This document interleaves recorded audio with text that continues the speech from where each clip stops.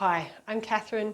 I'm a naturopath from Australia, and today I would like to talk to you about saturated fats. Are they good for you or aren't they?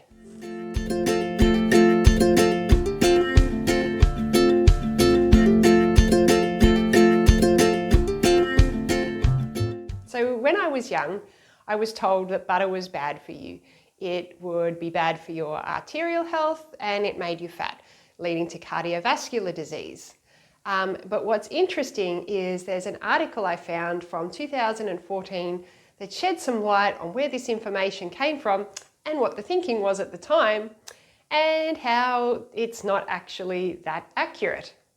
So if you've been around a long time like me, you might remember the Life Be In It ads from the 80s, these little cartoons going across the screen saying, I think they were cartoons of cakes or something, cakes and bread, and eat more breads and cereals and eat less sugar. I guess they were right with the sugar thing. But anyway, we were encouraged at that time to fill up on our grains. They didn't seem to care whether they were white grains or any other grains, but cut out the sugar and cut out the fat. We weren't left with much other options. So what happened was, as a country and largely across the Western world, we ate up on our carbohydrates and we've seen increased rates in cardiovascular disease, type 2 diabetes and obesity. The article titled "The Questionable Benefits of Exchanging Saturated Fat for Polyunsaturated Fat" looked at a research article from 1970, and this research article was made in 2014. I'm going to link it to you below at the bottom so you can see what it's about and learn about this for yourself. It looked at 16 groups of people from 7 different countries, and it basically grouped their foods into those groups that contained saturated fats and those that didn't. This sounds great in theory because that's how we would learn, right? But what we found is a lot of particularly Western countries that ate a lot of carbohydrates, things like pastries, cakes, bickies, other savoury foods that were high in flour, wheat and white flour in particular, were counted as fat foods because they contain an amount of fat. They obviously didn't look at overall fat consumption over the span of the diet or over the population, but just if they ate it or if they didn't. And this is where the fault began, because counting a cake as a fat is really just like, I don't know, it's like counting a hot cross bun as a sultana.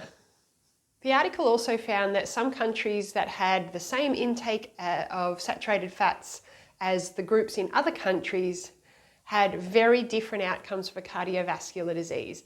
And there was one point where 2 countries had a very similar diet, yet one had high cardiovascular disease and the other didn't.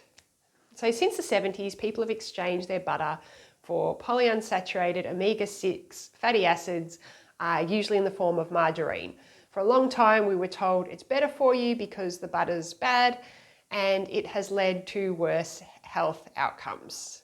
So the problem with this is that vegetable oils are not solid at room temperature and they have to be chemically modified in order to produce that margarine or butter-like consistency, which is not the same as a liquid oil. The other thing is that butter is high in vitamins like vitamin E and vitamin A that's very good for your health.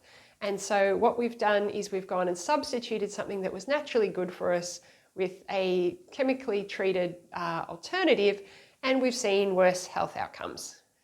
So I know that it can be really hard to go against what you've been taught or what you have grown up believing, but I encourage you to do your reading, to learn some things. There's information out there to be had.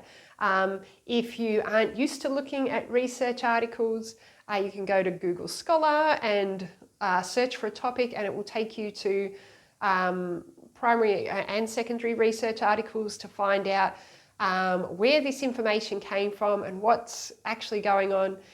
It's very interesting. So I encourage you to do your reading. Have a lovely day. If you like this video, give me a thumbs up and I'll see you later. Bye.